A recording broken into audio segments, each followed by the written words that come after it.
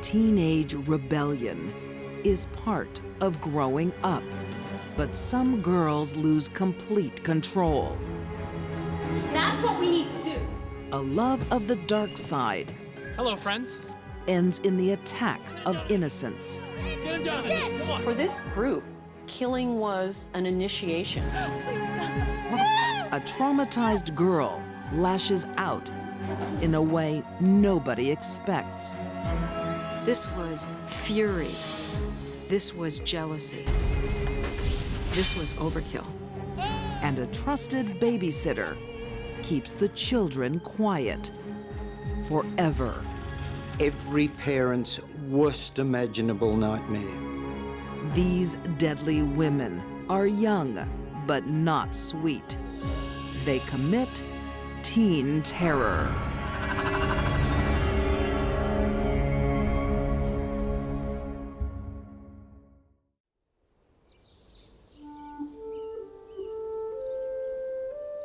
Rural Kentucky, 1996.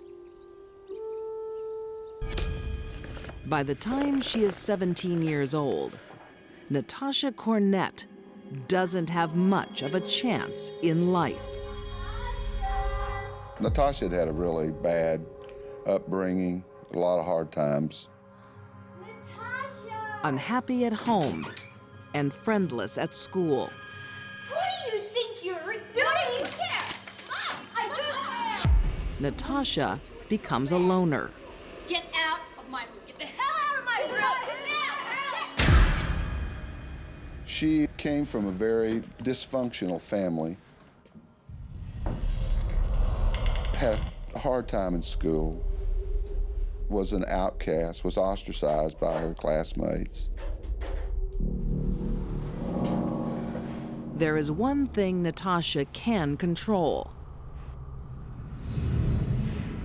her image. She suffers from acute anorexia, losing up to 30 pounds a month. And it's not her only affliction. Why can't she stay here?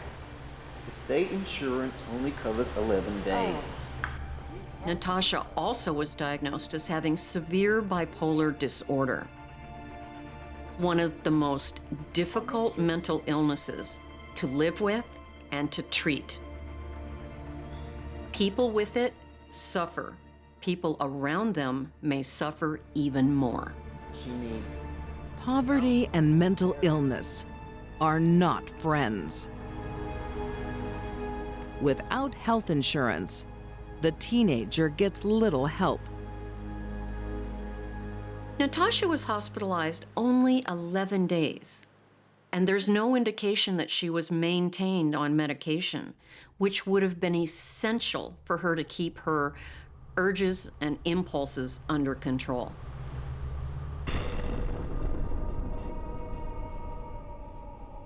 Free to roam, Natasha's disturbed mind discovers a comfortable home. The subculture life of a goth, with fellow misfits, 18-year-old Crystal Sturgill and 17-year-old Karen Howell.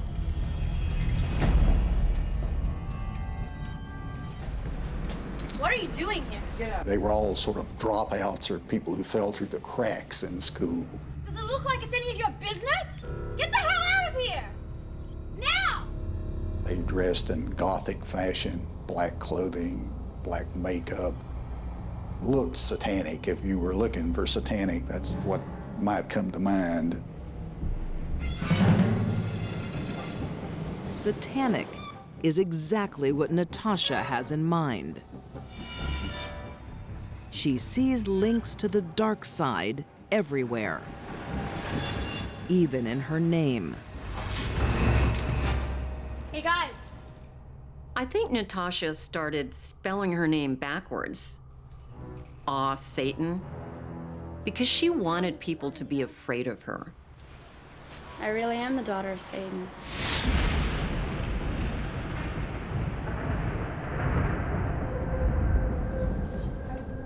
With a burgeoning charisma, Natasha attracts more Gothic devotees. There was a suicide in here. She seemed to be the leader of the group. Seances work best around dead people. Together with 3 male friends, the group develop a strong adolescent bond. Come on, dude. Do it. They would rent hotel rooms and have seances and satanic rituals. Oh boy. Jay, so you moving it? The whole goth thing is a way for many kids to act out and be rebellious. It's really just a phase, and they have no interest in hurting someone. Speak to me, I can hear you. But every now and then, someone is in that culture because they are seriously disturbed and they want to hurt someone. Natasha wants more to the rituals. She wants to include sacrifice. She wanted people to be afraid of her. She wanted to align herself to the dark side. And she did. Natasha wants to show Kentucky her killer instinct.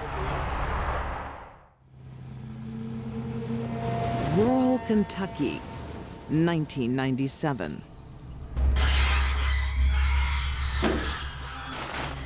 Natasha Cornett and her Gothic group of friends are looking for inspiration in a horror movie. Ready, wait for it. 17-year-old Natasha, diagnosed with bipolar disorder, is their ringleader. That's what we need to do. We should go on a killing spree around the country. Yeah. Like many teenagers, they want to make their mark on the world. Jace. You're really cool, Jace. Come on, Jace. Oh, yeah. I really don't know what it takes for a group of people to take on that mentality of murder. I've got a gun. You do? Yes. You can get it? They had no concept of tomorrow I can get my diets going. You can? Yeah. or consequences. And they just don't care. Wait, this is the best part. Right. The group plan a road trip that will define their lives.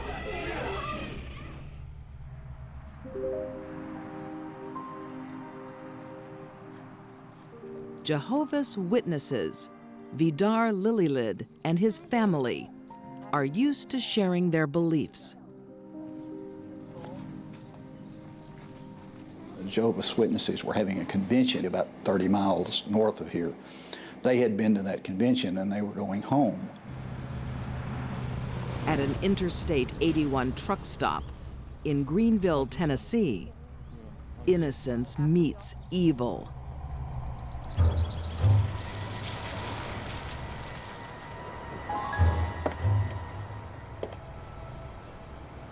Jehovah's Witnesses are known for being active and trying to recruit new members. They leave pamphlets and that sort of thing. Sure. They look like they could use it. Come on, Dad. That may have been the worst thing they could have done. Hello, friends. Do you believe in Jesus? Does it look like we believe in Jesus? We're all sons and daughters of God, right? Vidar, his wife Delphina, and their children Tabitha and Peter are in the wrong place at the wrong time. This young family will not be recruiting for God.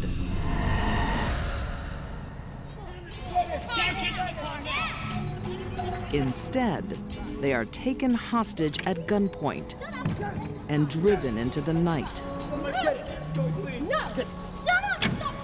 Put them in their respective cars and take off and get off the interstate just a few miles down the road. And it's a dead-end gravel one-lane road. They go down toward the end of that road and force the people out of the car. Get out of the car! Get out! At the hands of Natasha and her gang, the family experience a horror no one can comprehend. This group of very strange-looking people is surrounding them and laughing, and they see the weapon. Leave us alone. That's perfect. Stop. Where's your God now, huh? Where's your God now? Jesus can hear you. Come on, I want to hear you pray to him. I can't imagine what that would have been like to know that your family was in peril like that. Yeah. Mommy, what's gonna happen? It's gonna be okay. Shoot him in the right eye. You don't have to do this. Shut up!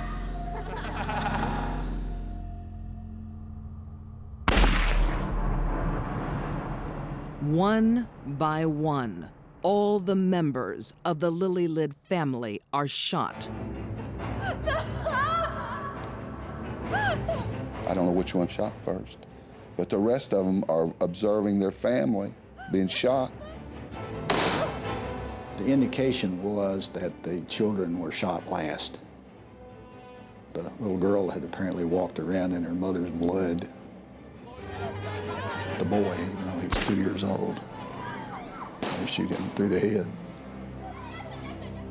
Natasha and her gang leave a signature. A shot through the eye of each victim.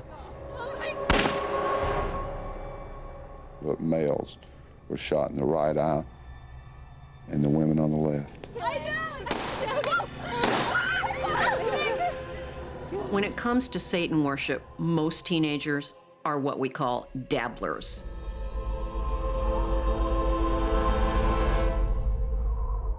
For this group, killing was an initiation, a way that they could all be bonded together through this horrible crime. The final act of the ritual. The teenagers drive over the bodies.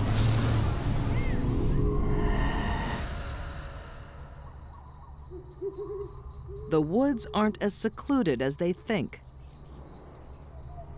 Neighbors hear shots and call the police.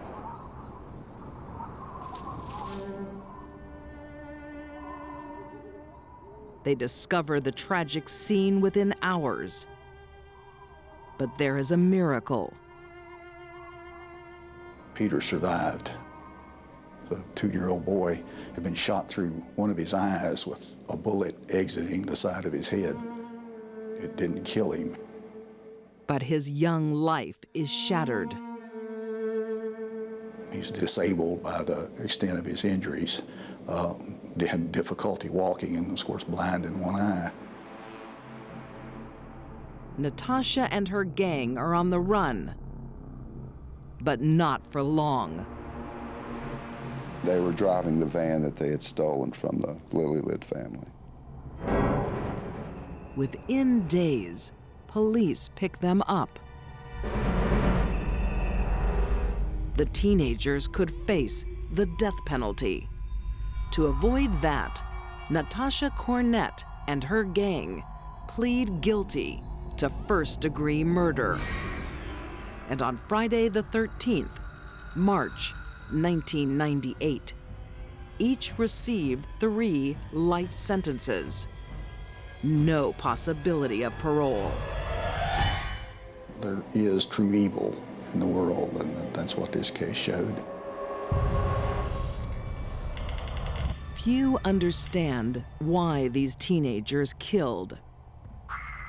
Natasha had untreated mental problems, but her friends seemed to just go along for the ride. If you wanted to be a member of this group, you were going to have to participate in this ritualistic killing. Some of the defendants supposedly had told other friends that, quote, we're going to make headlines. Of course they did, maybe not the ones they wanted to make. They were very young, and they will all die in prison. That's where they need to be for the rest of us to be safe.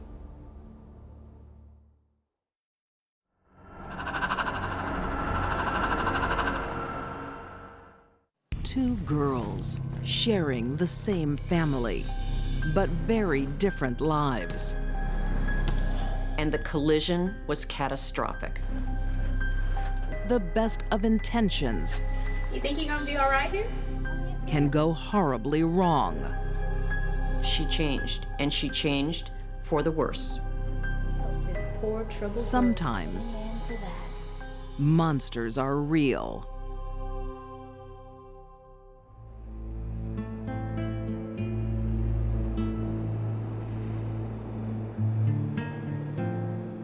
In 2008, Brooklyn, New York. I'm home. I've got my report card. Tiana Brown is happy and hopeful for the future. Look what I got for English. Tiana wasn't happy-go-lucky. She got good grades in school. That's my girl. She seemed to be a very delightful child. Her grandmother and step-grandfather are raising her. And it seemed to be going really well for her. And he did well in music. Until life deals a hard blow.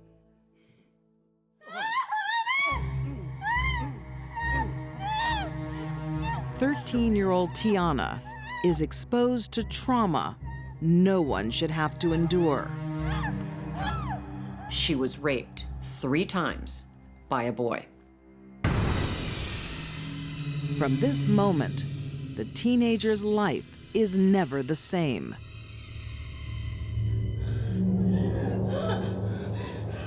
Very, very traumatic thing to happen to a young girl.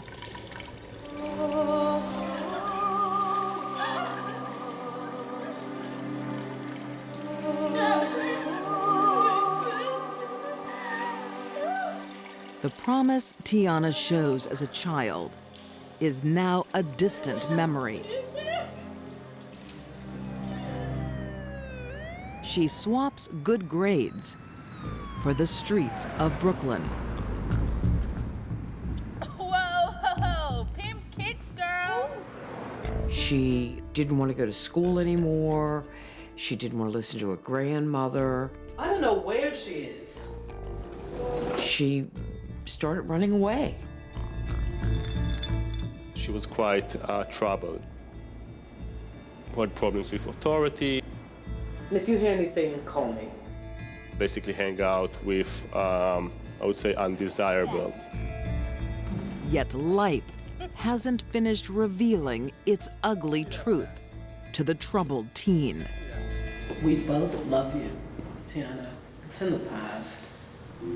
When she was 15, she learned the dark family secret. We both love you. It's not true. I don't believe you. It is true. Her grandmother's boyfriend, the man she looked up as her grandfather, was actually her father. Don't touch me. Having raped her mother when she was, I believe, 15. Who are you? I don't want to listen to you, are you? The strained family relationship simply withers.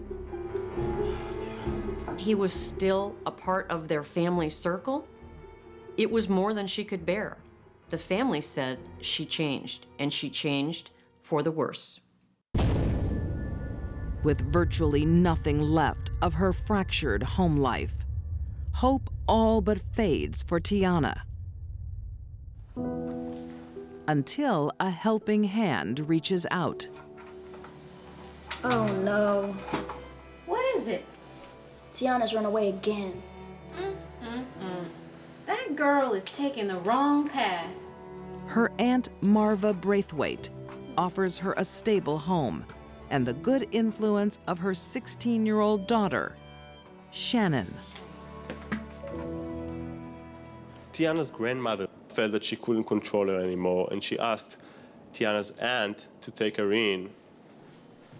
Their aunt was church-going, was successful in raising her daughter, and she hoped that she would be a good influence on Tiana. So, this is my room, and that's your bed.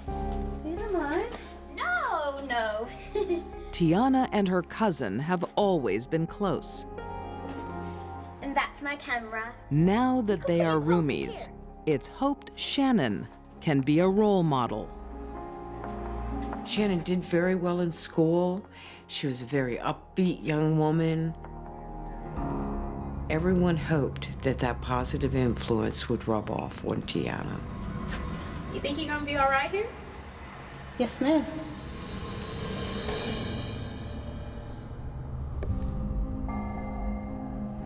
Hey, listen to this. Tell me what you think. We worship each other for packing. Despite outward appearances of contentment, Tiana is still a troubled soul. You believe what they say because it's words in your favorite song. Not interested in their Christian comfort. What do you think? Whatever. Tiana was in trouble. She needed clinical psychiatric intervention. Their agenda for the life they wanted wasn't necessarily at all the agenda that Tiana wanted for her life. And the collision was catastrophic.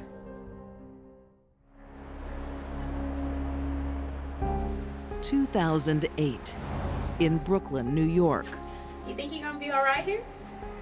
Yes, ma'am. Marva Braithwaite and her 16-year-old daughter, Shannon, are offering a new start for their runaway relative, 15-year-old Tiana Brown.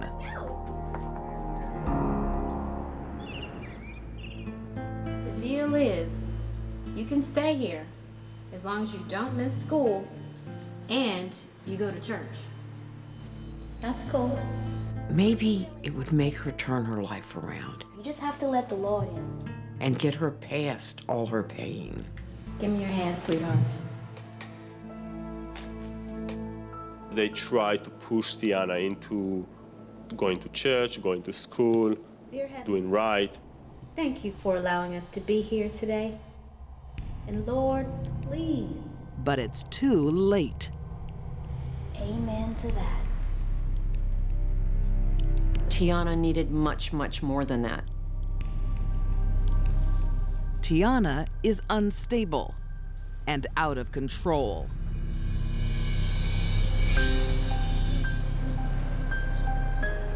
Two days after taking in her niece, Marva notices something a little strange.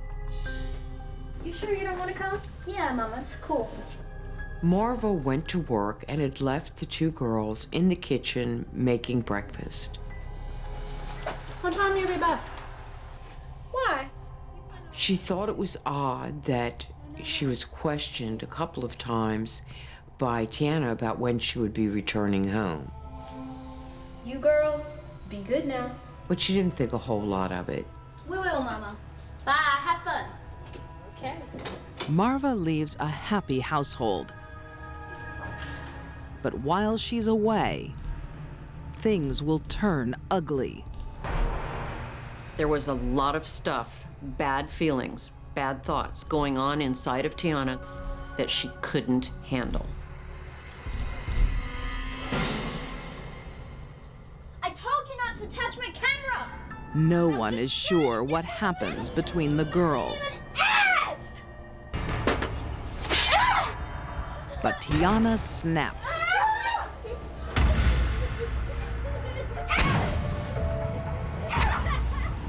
Tiana perpetrated an extremely vicious, violent attack on her cousin Shannon. It was brutal. This wasn't self-defense. This was all-out anger, passionate rage. This was fury. This was jealousy. This was overkill.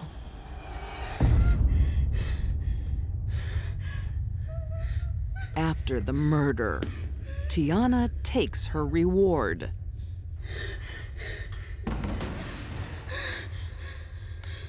She pulled the sneakers off her cousin's feet and put them on her own.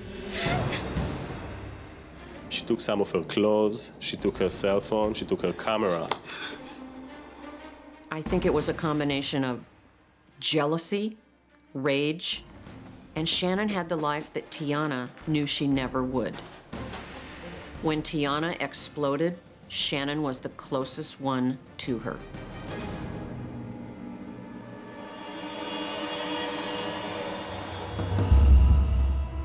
But Tiana is thinking clearly enough to try and protect herself. Someone broke in. He stabbed my cousin so many times. She called the police and made a report about a strange man named Yusuf Yes, his name is Yusuf. that broke into the apartment and stabbed her cousin. Okay. Before the police can find the crime scene, Marva arrives home. Shannon! Oh God, no! The mother found her daughter in a pool of blood. Obviously, one cannot imagine the horror of seeing your child in that situation. Please, help me! Tiana is missing. But police don't have to look far. She is found close by, still wearing her cousin's sneakers. She was taken into a police precinct and she quickly confessed. She said, yes, I cut her. A shocked community tried to discover the reasons for such a horrific act by the teen. Tiana never said why she killed her cousin. Her defense attorneys argue she suffers from post-traumatic stress disorder because of the earlier rapes.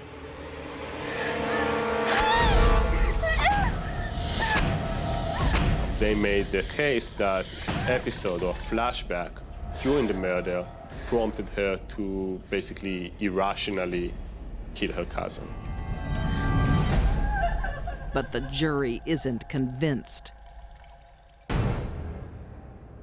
On October 7th, 2011, Tiana Brown is convicted of second-degree murder and sentenced to 15 years to life in prison. The things that happened to Tiana in her young life certainly were contributing factors to that horrible day. But I don't think it can safely be said that she murdered her cousin simply because she was suffering from post-traumatic stress disorder.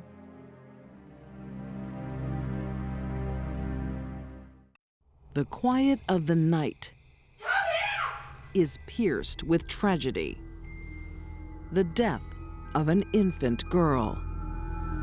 Believed to be a cot death. Amongst the sadness and confusion, Is he gonna be okay? The coincidences were astronomical. a mother must confront her greatest fear I'm afraid of what she'll do next. before it's too late. It must have been heartbreaking.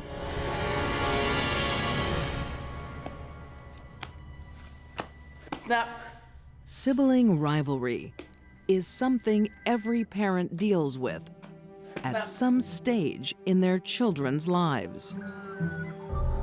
In 1976, in the Sydney suburb of Claymore, Australia, 14-year-old Helen Moore proves more than a handful.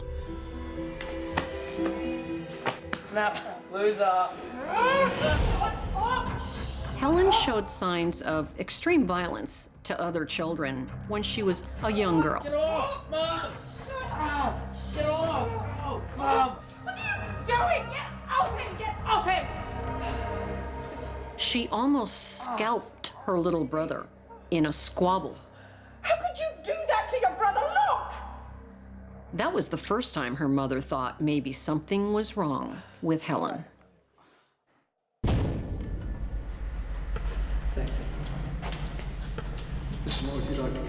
34-year-old Jessie can't understand what's wrong with her daughter. Her mother was so concerned about her daughter that she took her for psychiatric assessment. Now, Mrs. Moore, I spoke to Helen. I got her side of the story, and I have to tell you, slipping her over is a normal thing. She almost scalped him. Jessie is torn between love and fear of her only daughter. There's something seriously wrong with that girl. I'm afraid of what she'll do next.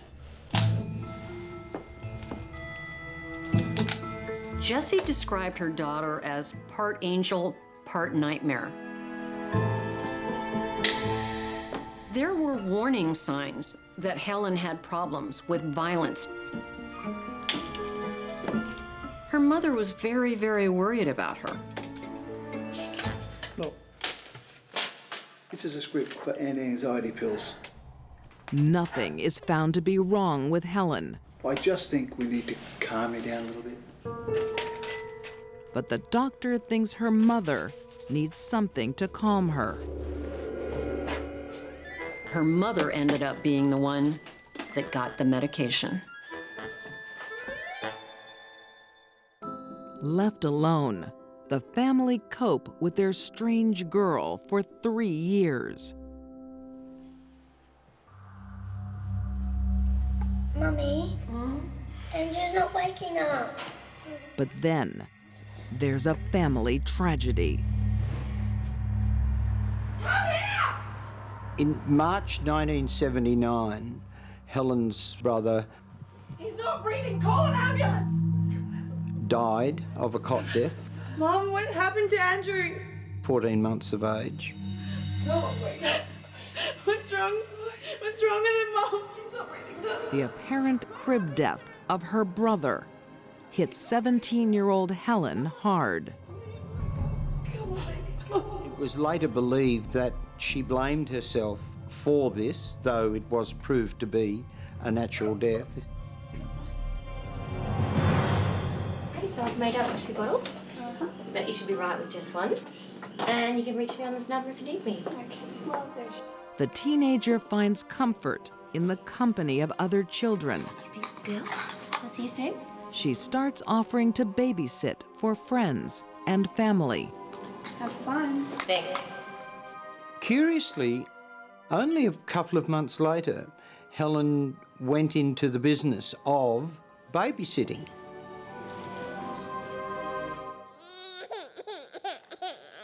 Helen looks after her cousin, 16-month-old Suzanne McIntosh. But something goes horribly wrong. Susan died in her sleep in Helen's charge, and that also was believed to be a cot death. That was 2 cot deaths in the same family within the space of 3 months. In the face of a second crib death, the stoic teenager impresses family and friends by doing the unexpected. Now, you'd think that that'd be enough for anyone, but no, instead, she chose to go on babysitting.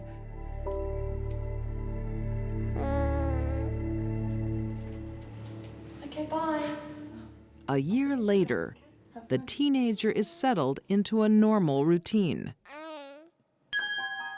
But tragedy is following Helen like a curse. Open the door! Help! Help! Vaughn, he's not breathing. He's not breathing. I just checked on him before. When did this happen? Vaughan Nicholson was in Helen's care and mysteriously became ill, and she ran to the neighbours. Is he gonna be all right? Boy was taken to hospital.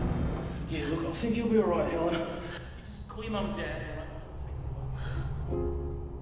Okay. All right, I'm going to take him to hospital. Okay. Although the child survives, Helen's babysitting business is over. But she still has her younger brother to look after.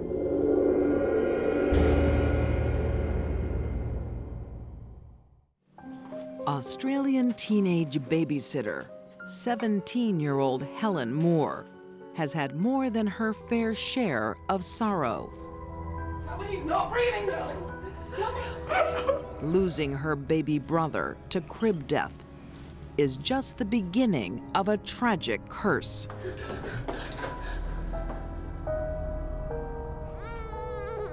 The children she sits keep waking up gravely ill. Little 2-year-old Aaron Crocker rushed to hospital in a very, very critical condition, but survives. Or even more tragic, they end up dead. 3 weeks later, another little child, Rachel Hay, under Helen's care, she mysteriously dies.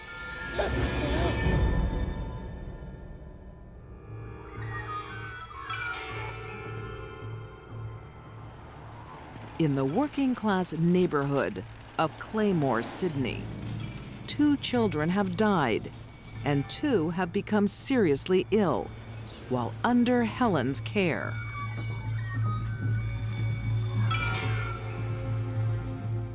People started to think that there was something diabolically wrong.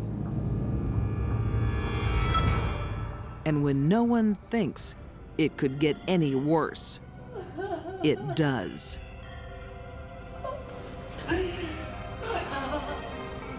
Her 7-year-old brother Peter was found dead in the home while it was just Helen and Peter inside the house.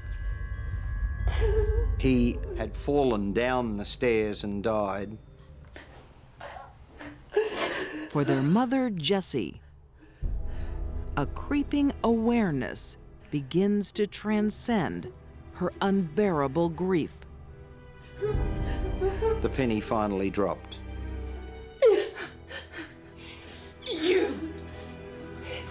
She realized that her daughter was probably a murderer. You did this! The circumstances were just too great. The coincidences were astronomical that all of these children being in Helen's care could now be deceased. Slowly, the pieces come together. Helen repeatedly smothered these children to death, or attempted to. It made her feel good. It made her feel powerful. That's why she did it. Little Rachel Hay was smothered while sleeping. Women are not seen as killers, especially young teenage women. Aaron Crocker survives, but is left blind and disabled, and dies several years later. Helen got away with 3 murders and 2 attempted murders before anyone suspected anything. Vaughn Nicholson is lucky to survive unscathed. But Helen's first victim never has a chance. Helen Patricia Moore was every parent's worst imaginable nightmare.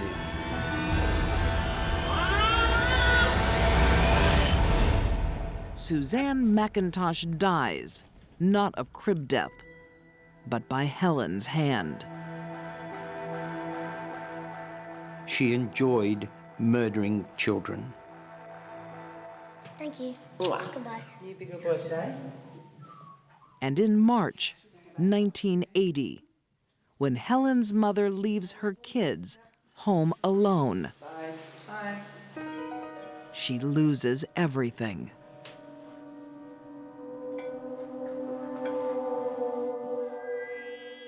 She came up behind him, tried to throttle him. He escaped. He managed to get away. He fought back. He was 7 years old. He wasn't a defenseless infant. She held him down for 4 minutes until the boy suffocated.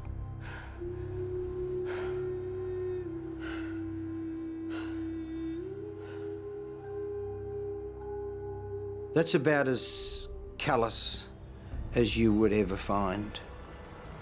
A sister killing her own brother, who she allegedly loved. But Helen's killing is over. A grieving mother must give up her only daughter. It must have been heartbreaking, but she did the right thing and called the police. Leaving a trail of devastated parents, including her own mother. Helen confesses to all 3 murders and 2 assaults. She stands trial in 1980. It took the jury just 2 hours to find her guilty. The judge sentenced her to 3 counts of life imprisonment for all of the murders and a further 10 years each for the 2 attempted murders. After a sentencing review, Helen is released on parole in 1993. She serves just 13 years in jail. One of the conditions of her parole was the fact that she didn't have anything to do with children, must not go near children. 2 years after Helen's release, the courts are faced with a compelling problem. Helen Moore gave birth to her own daughter. The court had no choice but to place her under 24-hour surveillance with a baby for the next 10 years. Helen Patricia Moore is somewhere out there in Australia today. Given the nature of her terrible, terrible crimes, we can only hope that she doesn't get the urge to ever do it again.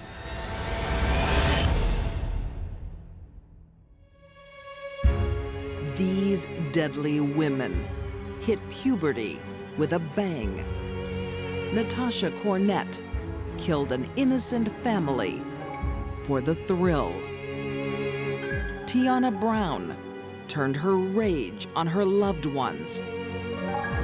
And Helen Moore quietly stole the lives of children. All 3 left devastation in their wake when they committed teen terror.